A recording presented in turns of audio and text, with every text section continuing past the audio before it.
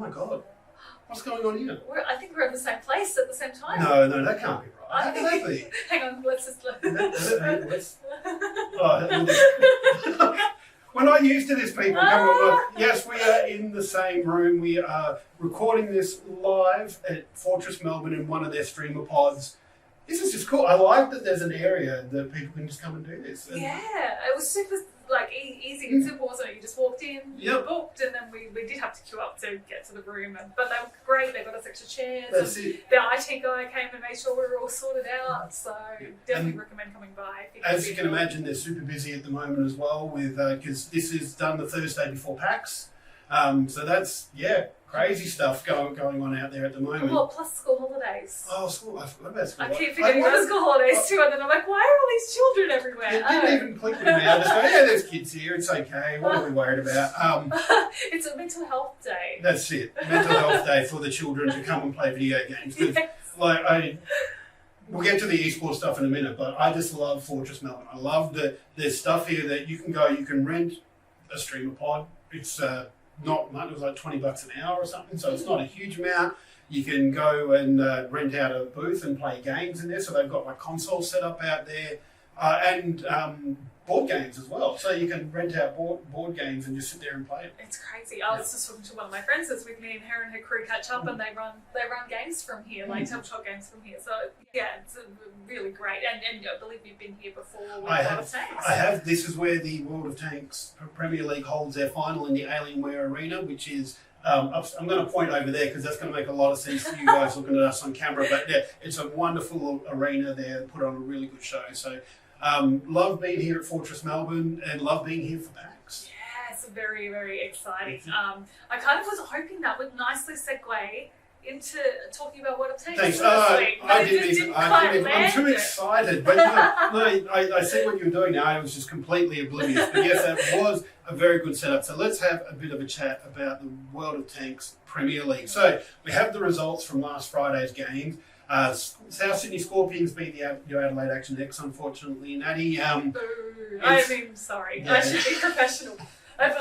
Congratulations to the better team on the night. And really, the Scorpions, they're a really good team. So there's no shame in going down to the Scorpions there. And unfortunately for Action X, they've been on a little bit of a downslide. That means they've only had 2 wins this season now, and we'll see what that means for them later on in the ladder. But because this was the first match of the second round robin as well, so all the teams have played each other once now. The ladder's sort of started to shape up a little bit. And what I was interested to see was the next game between the Matildas and the Comets. Because this is your call for game of the week. Yeah, it was. Not so much for the Matildas, but the Comets ended up taking it 3-1, and I'm quite excited by the Comets. I'm glad that they've taken these wins because their first game against the Matildas was a 3-2 tiebreaker win to the Comets as well. So it's definitely very exciting to see where the Comets are coming from there. And my own Perth Panthers have gone down to the North Sydney Sentinels, which once again, sad but not surprising. It's like this is a team, they've only dropped 1 game this season so far, although that was against the Action X. But they're also the 3-time champions in season 5. So 3 of the last 4 championships have gone to the Sentinels. So, like I said, no surprise there. But let's have a look at the Fantasy League. So, and once again, no surprise, the top 2 players are there from the Sentinels. One with over 300 points to return there. That's not surprising. He's such a good player. And even from the Scorpions as well, from their win over the Action X, you've got Raspberry and Napalm. Raspberry is he's a solid pick for your fantasy team because he's only 2 stars. So, why not? Only 2%. I can't believe only 2% of people are picking him. Like he's a good cheap pick, and he's constantly in this team of the week. I have Napalmer on my bench as a relief, and when I saw his name come up, I was just like, damn it! Because I always go through, and one of the key things I look for when I'm picking my fantasy team is how many games that they've played. So if they've played like 100% or 90% of the games, because to me, that's an important stat. I want to pick someone who's going to be consistent or consistently appearing, because I don't want to pick someone who's, they might have a really good score, but for the 1 game that they've played, but That's it. Yeah, that's it. And then they don't get picked, and then you're relying on your bench to fill in. You're telling me you're not just picking on their names like me? No,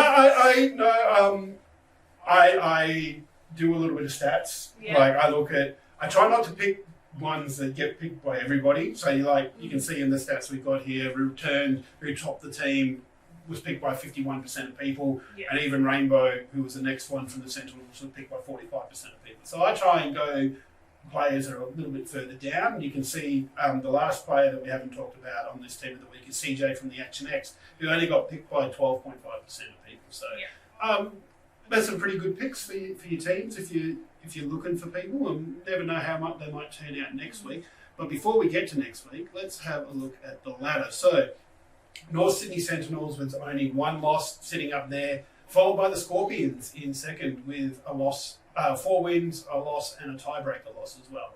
I feel like this is like AFL, where like the Victorian teams are always like you're expecting them to be on the top. Like with Little Tanks, it's like the New South Wales Sydney teams are on the top. I think you might want to go talk to North Melbourne about that if you finished last this season, but in the AFL. But yes, like the Sentinels and the Scorpions have had a pretty consistent lineup since the inception of the ANZPL.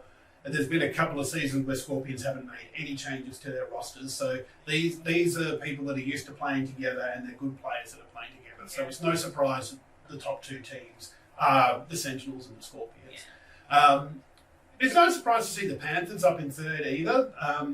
One might say they're a little bit underperforming with the addition of Bales and Madhouse to the roster. When they've played the Scorpions and the Sentinels, they haven't really looked like they were going to beat them, particularly the Sentinels on Cliff. The Sentinels just know that map, and you don't get a look in it. And the Sentinels are just so decisive; they'll make a push, and you'll be down a tank before you even know it. What perhaps is a little bit surprising is the Comets in fourth right now. Yeah, for the new team in the league, they're doing very well. I love it. Like I keep saying, it's a breath of fresh air into the league that's been, reasonably stationary, like in terms of teams and strats for a while, and seeing the Comets come in with a few of their different strats and some different calls that have come in, I'm very happy to see them up there. 2 wins and 1 tiebreaker win gets them up there. Fortunately, that does mean that the Action X is down in 5th there, with the Matildas currently winless. Well, tiebreaker win, but no outright wins for the Matildas, which was a little bit surprising considering most of this team now is the lineup that won the Season 3 championship. The only player that's missing from that is Bales, who's with the Panthers. That's really interesting. What do you put that down to? Is that like meta changes, or obviously that Season 3 is a couple of seasons ago. It could be that. It could also be things like strats change. Yeah. And like strats that worked 2 seasons ago, suddenly people have a counter for, so they might not work as well. So they're the boomers of the league, is what you're saying. Quite probably. Oh, that's no. Sorry, Matildas. But no. It's just and some things just work differently in the end. Sometimes it's the RNG shots that work one time but don't work the next, and it's. And I think as well, we talk about esports in Australia, but like all these players aren't being given tons of money to just play this game. So it could be a couple of the players have family members with COVID, or like all of those kind of things come into play when you're looking at leagues as well. And I will say full props to Wargaming in the ANZPL. Every team will get some prize money from this season. So excellent. While they don't get paid per game they play, at least they're going to get something out of the season. So that's really good to hear. So let's have a look at next week. We've got the Sentinels taking on the Action X at 8 o'clock. Actually, this is tomorrow night. This is Friday night. Yeah. Aye. I reckon we should try and go down to GG Easy Bar or something and see if they'll put it on for us. Oh, we should demand it. I think so. So Sentinels taking on the Action X at 8 o'clock Australian Eastern Daylight Savings Time. Then the Scorpions taking on the Comets, which will... I don't know, I'm interested in it, but I'm a little bit frightened that Scorpions will just trounce the Comets. I I hope I'm wrong. I hope there's some more inventive strats come out. Because I think the last time the Comets played the Scorpions, the Comets could only bring 4 players. So they were playing a tank down the whole thing.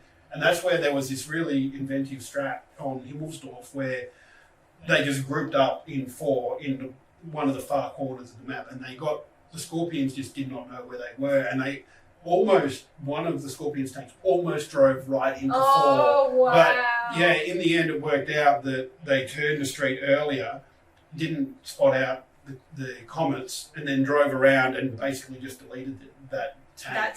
And it took it to a 4v4 straight up, which was the only way that you're ever going to have a look in with there. And it was very close, but the Scorpions did end up taking that one game and then took the series 4-0 after that. So, and then we've also got the Panthers versus the Matildas in the last match of the night there. So, what's your call of game for the week?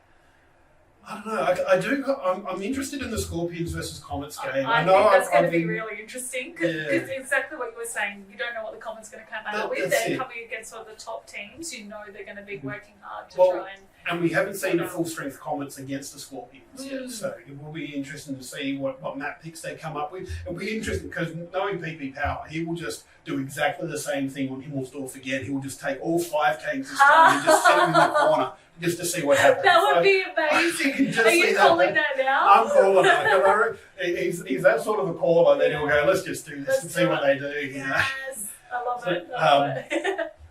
But of course, with the Premier League going, we've also got the B League. So this last week on Monday, there was some unfortunate technical difficulties with the stream, so we didn't get to watch these games. But the Bundaberg Badgers defeated the Lismore Leopards, which Leopards are a returning team. They lost 3-1 there. The Auckland Archers still not doing so well there. They had a 4-0 loss against the new team, the Fremantle Fireflies, last week, and this week a 4-0 loss against the Centurions. So it's a bit worrying for the Auckland side there, considering they only play a single round robin before finals. So, and then the Hellcats as well. The Hellcats had a tiebreaker loss to the Badgers last week, and seeing them come up against the Fireflies as well, they're 3-1. They beat the Fireflies, so I think that's quite exciting. I think seeing the Badgers, the Centurions, and the Hellcats, I think are definitely the teams that are looking to be on top at the moment. I'll reserve judgment until I see the Fireflies play the Leopards, but I reckon the Fireflies, just in their performances, might have a little bit over the Leopards, but we'll see how that goes, because I think Leopards had a 3-1 loss against the Centurions last week, but they played 2 hard teams in a row, and while the Fireflies started off with a 4-0 win, it was against the Archers, who are seen to be a little bit down at the moment. It'll be interesting to see how the Leopards versus Fireflies go whenever they play. But speaking of that, let's have a quick look at the next week's game. So, Badgers versus the Archers, starting at 7 o'clock daylight savings time. So they're different start time than the Premier League. Then we've got the Hawthorn Hellcats versus the Lismore Leopards. Then the Fireflies versus the Centurions. So, and just confirm, this is Monday night. This is Monday night, for the ANZB League. Perfect. So that's all our World of Tanks news right there. So much going on with World of Tanks, especially with the B League now. Yeah, it's keeping you busy. It is, but I love it. I love seeing the new guys come up, and I can't remember if it was this season or the season before. A requirement to get into Premier League is to have played in BL or be a former Premier League player. Oh, that's excellent news, because that really supports that grassroots and the shared experience as well of all the players that are working through both leagues. Yeah, it's great to see the way that that they're building these teams. So seeing them come through from the bottom and the players' development, it's just really key. And Wargaming are doing a great job building that up. But of course, there's more esports news going on as well. It never ends. Oh, there's so much going on. Of course, we've got League of Legends Worlds happening at the moment as well. We've got the play-ins have just finished. So there was the play-in groups and the play-in knockout rounds there. So unfortunately, our own Chiefs went home winless. Little disappointed at that because I feel like we don't need to temper it. We're very, very, very, very disappointed. Yeah. And I don't think we're the only ones seeing what was coming out on Twitter with it, and even Babbitt coming out, who's their coach, saying basically apologising for the performance because it's not as good as they can be. Yes, and a lot of the interviews during the tournament, the players were talking about how this is the best team that we've ever been able to send to an international event, and that's arguable. But I do think that this is a really great team, and they just couldn't quite action it this time around. Yes. And they are one of the best. They went 27-1 in Split 2, so it's a huge accomplishment. The only game they dropped was in the grand final against Pentanet, and so it's disappointing. But look, and I know we can always say we'll come back next time, but we'll see what the Chiefs roster looks like next time. Absolutely. One thing I really did appreciate, I caught part of the broadcast where one of the NA commentators he didn't outright talk about how the OPL was dissolved and how, we had that turmoil in our local leagues just only, 18 months ago, 2 years ago? Yeah. Not that long ago now. 4 splits ago. Yeah, and so, I think we're being maybe a little bit rough on ourselves to be expecting our region to be performing against the other teams in the world at the highest level without recognising that we had the rug pulled out from under us a couple of years ago. I think there's a bit of excitement as well because the split after the OPL was dissolved and LCO came into consideration was Pentanet going to MSI and making it out of group stages. Yes. For the first time an OCE team had done that at a League of Legends international event. And I think that kind of built a little bit of underdog, but we're here. But and momentum as well. Yeah. I think everybody was just hoping we could keep building on that, but unfortunately that didn't. No, that's it. But we've got some very dedicated people. Like the LCO runs without a lot of right support, so seeing them come back and actually do that is great. Yeah. And there are some very dedicated people and the players themselves behind the scenes just so dedicated to what they do. Yeah, we love our local league. We will keep supporting it. They'll be back next year, and we'll be here sharing the results. For sure. But like I said, that was the group stages were done there. So from that, both DRX and Fnatic both went through to through the group stages because they finished top of the playing groups. Actually, one thing I do want to quickly point out because I did absolutely love this, but Loud, who were the Brazilian team, beat Fnatic. Incredible. I know. It's just like this is definitely not expected, but they just somehow managed to take a game off Fnatic, and I haven't gone back and watched because I think that's one game that I think I'll need to go back and watch. Yeah, I have to see what the secret sauce was. Yeah. I think hang on, we've lost our focus. Come on, camera. Sorry, excuse everybody listening to the audio podcast there. Their camera just went fuzz for a second. The other really interesting game that I wanted to talk about, we've spoken about before, was the Evil Geniuses and the Mad Lions matchup that happened in play-in round 2. Apparently it's been 5 years or something just a little while since a North American team has been able to beat a European team in a series, and we had Evil Geniuses beat Mad Lions in the second round finals, which was really, really exciting and meant that Evil Geniuses now have gone through to the next stage.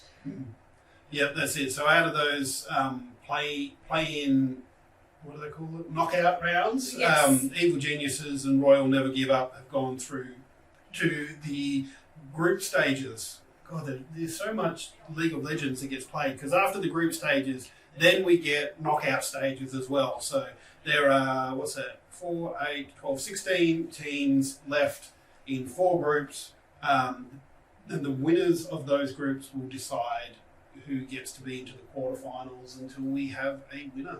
Yeah, it's pretty exciting. If you're looking for an Aussie to root for, we've got Fudge on Cloud9. He's in Group A, so if you want to support an Aussie, you can go for that team. Just go Fudge. Yes, go Fudge. Yeah. Good stuff. And that will be going until, I think it was the 15th of October was the... Oh, no, sorry, the 5th of November is the last game. So that's from the grand final. Yeah, so. plenty of games going on in the League of Legends, Twitch and YouTube channels. Definitely there. So, not technically esports news, but like sort of on the periphery of esports news. Because no doubt they'll revive the Overwatch League eventually. I don't know, would they call it the Overwatch League again, or will they call it the Overwatch 2 League? I don't know. I really want them to call it the Owl Reborn or something, and do like a mock Phoenix, but in an owl shape. For the logo. I could get on board with that. But yeah, for those of you playing along at home, Overwatch 2 launched yesterday. Was it yesterday? Yes, sure. yeah, it was Wednesday in Australia. So free-to-play game. Unfortunately, there's been some drama. Now, normally when a game like this launches, you'd be expecting there to be some queues. Yeah. And it'd take a lot of time to get into it. But it's been reported that there's been 2 DDoS attacks on the Overwatch server. So for those that don't know, DDoS is a denial of service, and it's where people will just hammer the server with a lot of not relevant data just to clog up the server and make it unavailable. Yeah, which I don't know why this has happened. I was having a chat to a few people in our Discord just saying, like, can anybody else remember this happening on a launch day for a multiplayer game where it's been intentionally DDoSed? I couldn't recall one. Yeah, I must admit, I've never even heard of it happening on a game. Like, normally DDoS attacks tend to happen on websites more than anything, but to do it to a game, that sounds very weird. It does, and you just wonder what's going on in the background. But I have just been astounded with, they would have been well prepared. They had around 9 million active players still in Overwatch, so I think their servers would have been reasonably prepared. Like, you would have had queues, especially for DPS characters, as always. You're talking about like the nice easy characters where I just shoot the thing. Yeah. Why would they be popular? It takes skill, headshots, baby. No, I'm a Zyra main, so but yeah, it was just like really surprising that the servers were down, and then they announced the DDoS attacks. Seems to be doing all right because we're walking into the streaming booth here. They've got a big sort of LAN area for Fortress Melbourne, and there's a few people playing it out there that seem to be doing all right now. So it's calmed down a little bit, probably because we're in the middle of the day and all America's asleep and Europe hasn't quite gotten out of bed just yet. Yeah, good time for us to be playing. Yeah. But can't wait to see what they do with an esports league there, because surely they would do some version of Overwatch League again. 1,000%. I think that maybe they potentially overinvested initially in the league. They had a very professional setup. They aimed really high for it. Maybe they'll look at doing a bit more of a softer launch for it and see how the uptake is for it. That's what Halo Infinite did. Like with their stuff, like they released the game, let it settle a bit, and then they announced, here's our roadmap for the next 2 years on what we're doing. So Blizzard might come out with something like that, but at the moment, just enjoy the game.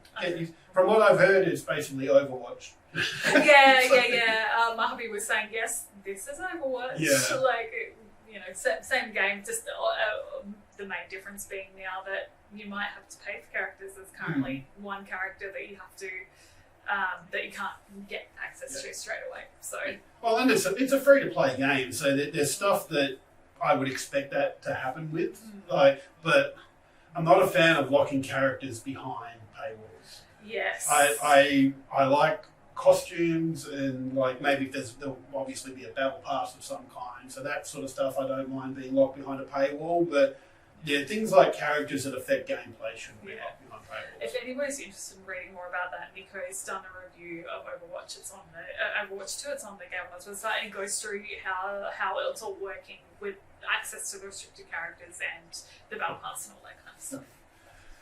Oh, fun times. Fun times for Overwatch. But of course, the reason that we're here in the same room now is because we're here for PAX, and there's a lot of esports stuff going on at PAX. So not only is there the PAX Arena, which you can watch live on Twitch and see what's going on there, with the many competitions, like there's Omegathon, which is, because I think from memory, Omegathon is the one where you go in as an individual and they play different games. So you have to be skilled at a lot of different games to make it through.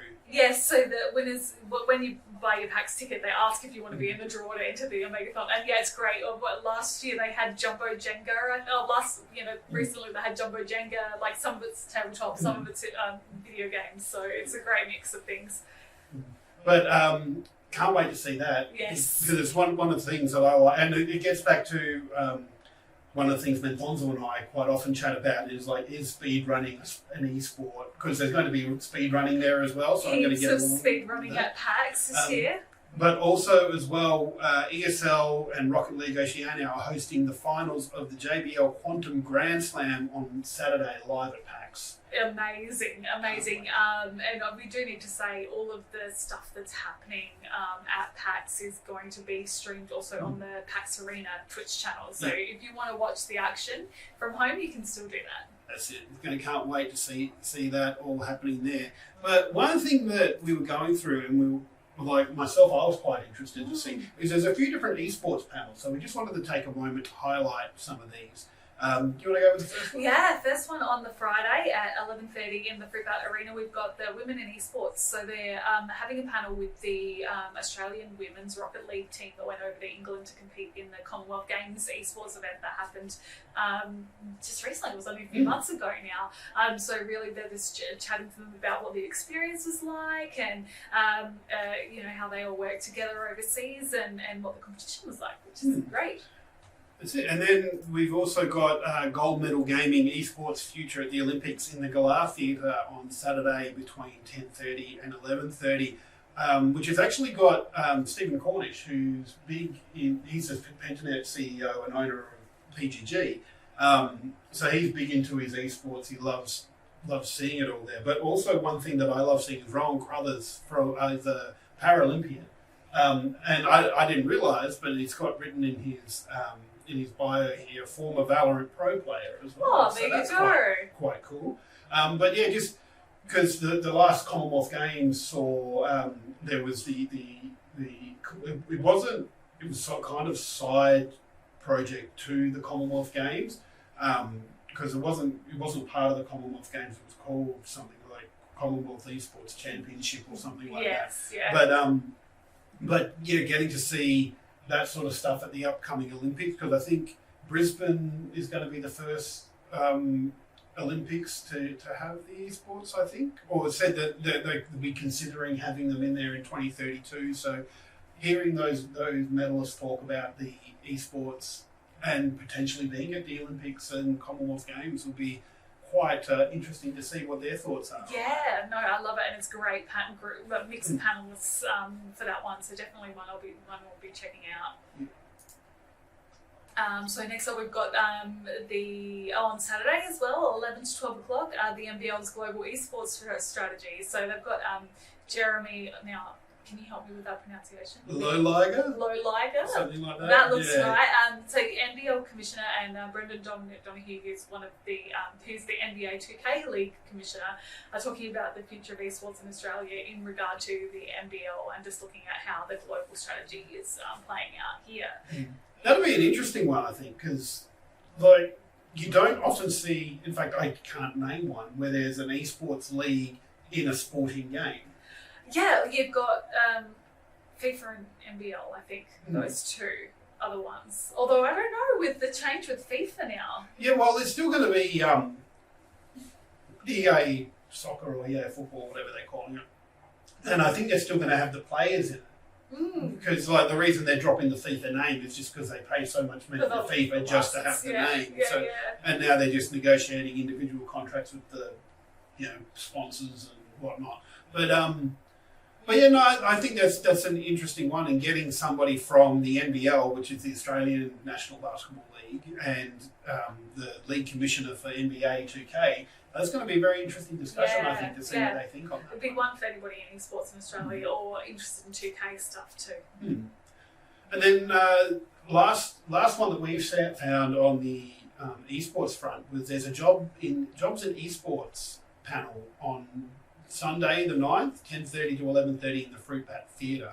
All about talking about what jobs there are in esports and how you could potentially get into there. I think you get tips to get into the industry and people talking about their experience working in there. So yeah, no, I absolutely love again another panel with like such a broad range of experience. They've got a CEO from a esports team. They've got a shoutcaster. They've got an event manager, the event manager here from Fortress, an account manager, and another broadcaster as well. So like just so much experience and knowledge and brains to pick. So if you're interested in getting into esports or have any questions about it, that'll be one to head to for sure. And I think there's still Friday and Sunday badges left if you want to try and get the Pax. So no Saturday badges, unfortunately, but potentially you can come down on the Sunday or the Friday. Yeah, we'd love to see you. We're probably going to be there. Yeah, we'll be somewhere around. Yeah. But I think that's probably that's all it. I'm keeping an eye on the clock. I think they're going to come and kick us out. Yeah, I think that's all right. They did mention to me that if we go a bit over, it's not a problem. But I don't think these booths have got bookings today, so that's such a big yes. thing. So, but I think we want to get out and do stuff as well because we got to go pick up our badges. We do. So we really look forward to seeing everybody. We've got to go and catch up on the Saturday in the Ibis room at Ibis Community Room. So come and see us at 4:30 there. We'd love to see you. And you've got another panel as well. I do. On Friday morning, myself and Stormy, who's one of the co-hosts of the weekly show as well, I'm on a panel with Jay Rated from Wargaming, Magic Cast from Game on Cancer. And we've got a couple of people from November on how to host a charity stream as well. Amazing. So cannot wait for that. But I think that's about it. So great to be in the same. How long have we been doing this for? This is the first time we've met. Yeah. I feel like I need to just fly to Perth every week. This may need to be the solution. But you get a bit expensive with the maybe claim it on tax or something. I don't know. We'll see what we can do. Yeah, that's what we'll sort it out. But, thanks everybody for watching, and we will catch everybody next time. Ciao.